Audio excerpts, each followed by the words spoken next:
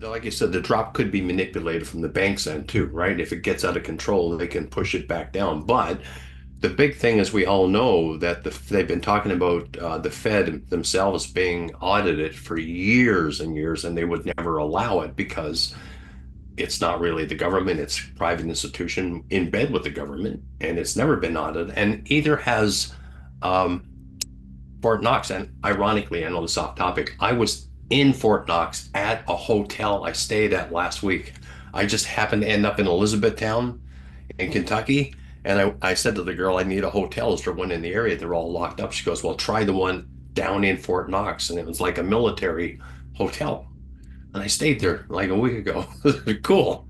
Anyway, the thing is, there could be some issues with regard to how much gold is actually in Fort Knox. There could be, right? Which means they don't have the assets that they even thought they had. Why would they not allow them to?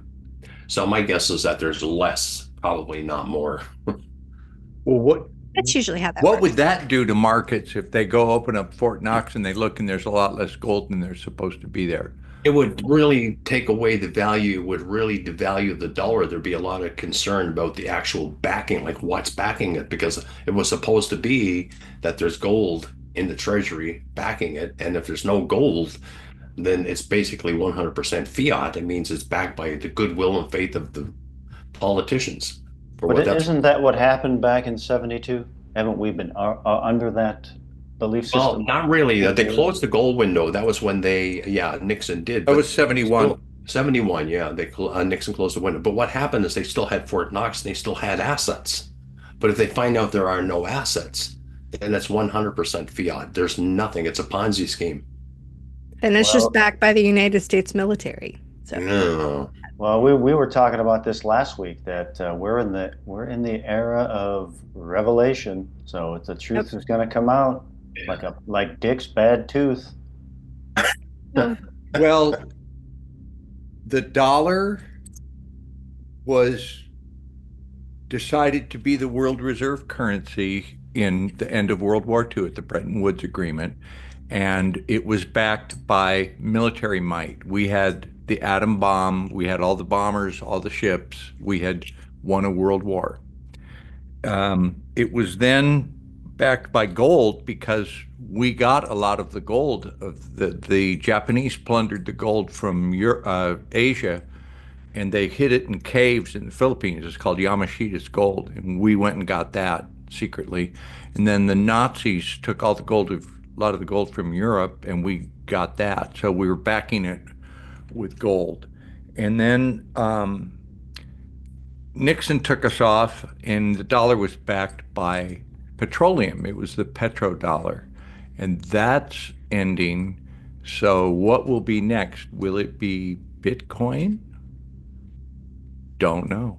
We'll see.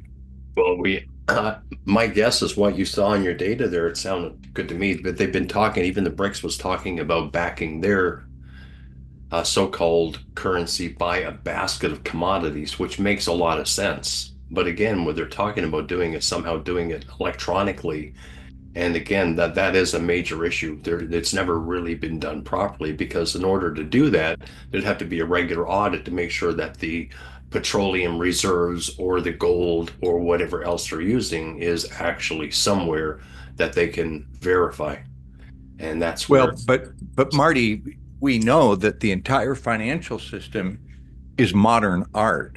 It's all just illusion, smoke and mirrors, and things people say they have over here, and it's insurance it's all sleight of hand. it's all sleight of It's all hand. coming down. It's coming. Yeah. It's going to be a new system. Yeah. So. So that's why I'm saying the volatility is going to be there.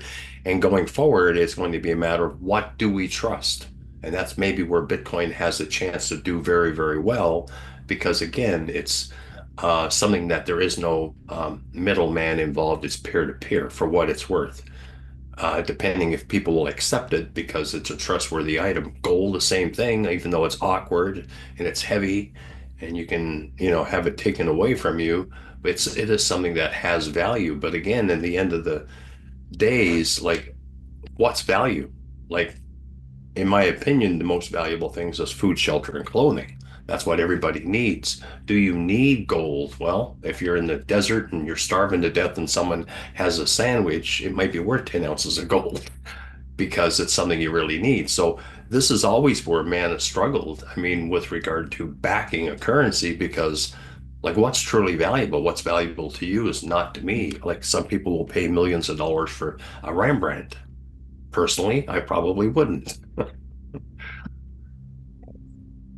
So it's going to be interesting, but I have a feeling, I really do, that it's going to fail miserably. I really do feel that it's going to be not good.